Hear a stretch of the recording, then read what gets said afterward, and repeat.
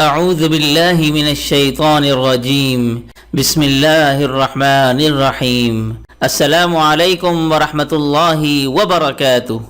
دوستوں، دعا ہے کہ دوران بیان ہونے والی کمی بیشی، غلطی، کوتاہی اور زبان کی لغزش کو اللہ تبارک و تعالی اپنی بے مثال رحمت کے سبب معاف فرمائے، آمین ثم آمین۔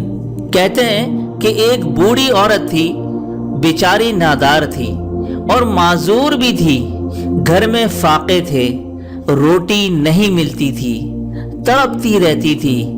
اس لیے اس نے گھر گھر جا کر مانگنا شروع کر دیا۔ کسی کے پاس کچھ ہوتا تو اسے دے دیتا، ورنہ یہی کہتا کہ اچھا بی بی، اللہ دے گا، معاف کرو۔ اسی طرح اس کی زندگی گزرتی رہی۔ وہ اکثر و بیشتر لوگوں سے یہی سنتی کہ اچھا بیبی، معاف کرو، اللہ دے گا۔ آخرکار ایک دن اس بڑھیا کی وفات ہو گئی۔ اب کسی نے اس بوڑھی عورت کو خواب میں دیکھا تو اس سے دریافت کیا کہ تمہارے ساتھ اللہ تعالی نے کیا معاملہ کیا؟ اس بوڑھی عورت نے کہا کہ فرشتوں نے تو مجھ سے پوچھا کہ بیبی کیا لائی ہو؟ میں رونے لگ گئی۔ میں نے کہا کہ دیکھو، میں نے ساری زندگی در در کی ٹھوکریں کھائی ہیں، جدھر بھی جاتی ہاتھ پھیلاتی، کسی کے پاس کچھ ہوتا تو وہ دے دیتا، مگر زیادہ لوگوں نے یہی کہا کہ اللہ دے گا، اور میں ساری عمر یہی سنتی رہی کہ اللہ ہی دے گا، اور تم بھی پوچھتے ہو کہ کیا لائی ہو؟ تو مجھے اللہ کب دے گا آخر؟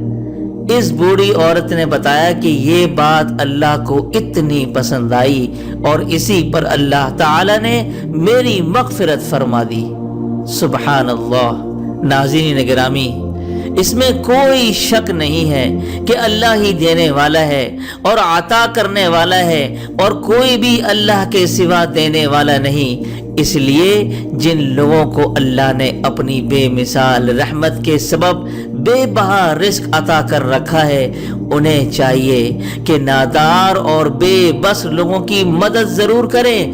دوستوں، عطا کرنا تو اللہ کی صفت عظیم ہے، اسی لیے اللہ غریبوں اور بے سہارا لوگوں کی مدد کرنے والے کو بہت خوب پسند فرماتا ہے۔ اور دوسری بات یہ کہ ہمیشہ یہی کوشش کریں کہ اللہ کے آگے ہی دامن پھیلایا جائے، کیونکہ سارے جہاں کو عطا کرنے والا صرف اور صرف وہی رب العالمین کی ذات بابرکت ہے، اور اللہ کے سامنے جو سچے دل سے جائز حاجتوں کے لیے مناجات کرتا ہے، اللہ نہ صرف اس کو عطا کرتا ہے بلکہ اس سے بہت خوش ہوتا ہے۔ اللہ تعالیٰ سے دعا ہے کہ اللہ پاک ہمیں سچے اور پکے دل سے اپنے سامنے جھکنے والا اور اس کے سامنے مانگنے والا بنا دے، اور ہم پر کبھی بھی یہ وقت کبھی نہ آئے کہ ہم اللہ کے در کے سوا کسی دنیاوی در پر جھکیں اور اس سے مانگنا شروع کر دیں۔ آمین ثم آمین، وآخر دعوانا ان الحمد للہ رب العالمین۔